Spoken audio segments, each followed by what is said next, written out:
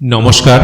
আজকের গুরুত্বপূর্ণ খবরগুলি হল বাংলাদেশে চলমান রাজনৈতিক অস্থিরতা ও সাম্প্রতিক ঘটনাবলী নিয়ে গভীর উদ্বেগ প্রকাশ করেছে ভারত। বিদেশ মন্ত্রক সূত্রে জানা গেছে পরিস্থিতির উপর কড়া নজর রাখা হচ্ছে এবং প্রশাসনিক স্তরেও নিয়মিত মনিটরিং চলছে। ভারত জানিয়েছে প্রতিবেশী দেশের শান্তি ও স্থিতিশীলতা গোটা অঞ্চলের জন্য অত্যন্ত গুরুত্বপূর্ণ।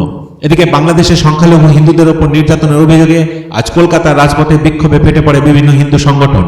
বিক্ষোভকারীরা অবিলম্বে নির্যাতন বন্ধ ও আন্তর্জাতিক হস্তক্ষেপের দাবি তুলেছেন। পুলিশি নিরাপত্তা বাড়ানো হয়েছে শহরের একাধিক গুরুত্বপূর্ণ এলাকায়। দেশের রাজনৈতিক ও নির্বাচন সংক্রান্ত আপডেট। দেশজুড়ে ভোটার তালিকা ঘিরে বিতর্কের আবহে বড় সিদ্ধান্ত নিয়েছেন কেন্দ্রীয় নির্বাচন কমিশন। ভোট চুরি সংক্রান্ত অভিযোগ ওঠার পর 14টি রাজ্যে ভোটার তালিকা সংশোধনের কাজ শুরু হয়েছে। নির্বাচন কমিশনের দাবি, স্বচ্ছ ও নিরপেক্ষ নির্বাচন নিশ্চিত করতেই এই পদক্ষেপ। তৃণমূল কংগ্রেসের সর্বভারতীয় সাধারণ সম্পাদক অভিষেক বন্দ্যোপাধ্যায় আজ একটি ভার্চুয়াল বৈঠকে অংশ নিচ্ছেন।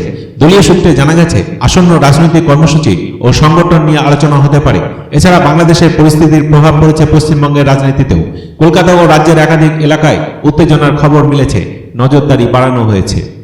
রেল যাত্রীদের জন্য জরুরি খবর।